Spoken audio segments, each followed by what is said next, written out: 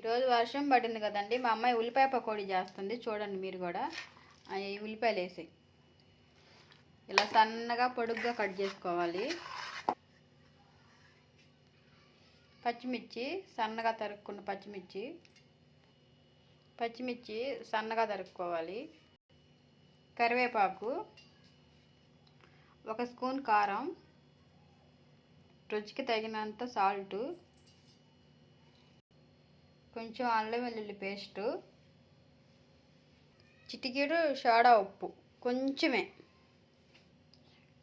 పసుపు, ఇది కూడా కొంచెమే కలర్ కోసం. ఇప్పుడు దీన్ని అంతా బాగా కలుపుకోవాలి.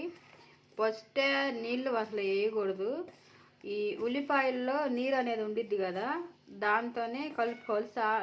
లాస్ట్లో సరిపోతే కొంచెం వేసుకోవాలి లైట్గా. అది చూసారా, నీరు అంతా అలా వచ్చింది. లాస్ట్లో కొంచెం వాటర్ చేయబెట్టు. కొంచెం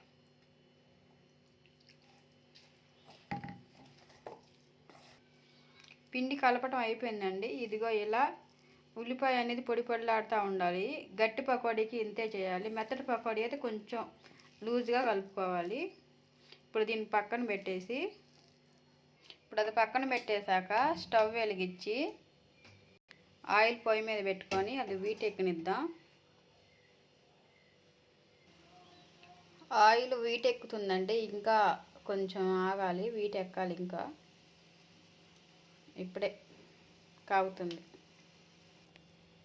ఇప్పుడు పకోడీ వేస్తాం చూడండి. నిదానంగా అంటే పాపం దానికి ఇప్పుడే కదా వేయటం. నిదానంగా చిన్నగా ఇట్లా నలుపుతూ వేయాలి. చిన్నగా అంతే, కొంచెం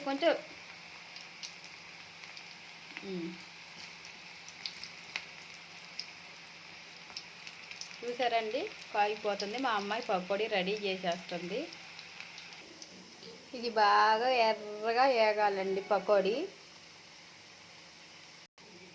వాళ్ళకి రాదు అని చెప్పే బదులు మనం ఇలా అప్పుడప్పుడు ఇలా చిన్న మనం నేర్పిస్తూ ఉంటే, ఒకసారి కుదరకపోయినా రెండోసారి అయినా సరే వాళ్ళకి పర్ఫెక్ట్గా కుదిరిద్ది.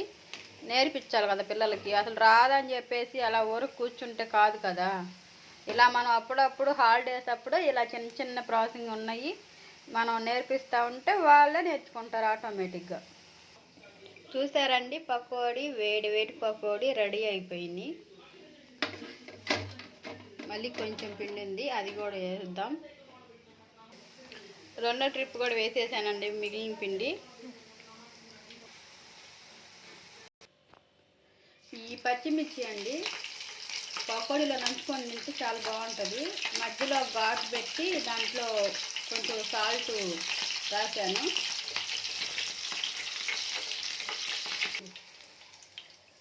వేగిపోయినాయి.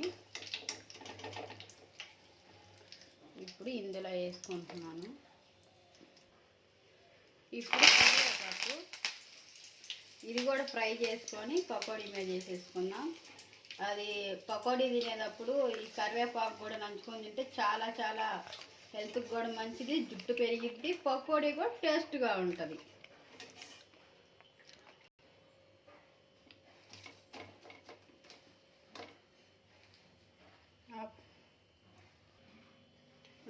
వేడి పకోడీ రెడీ అయిపోయిందండి.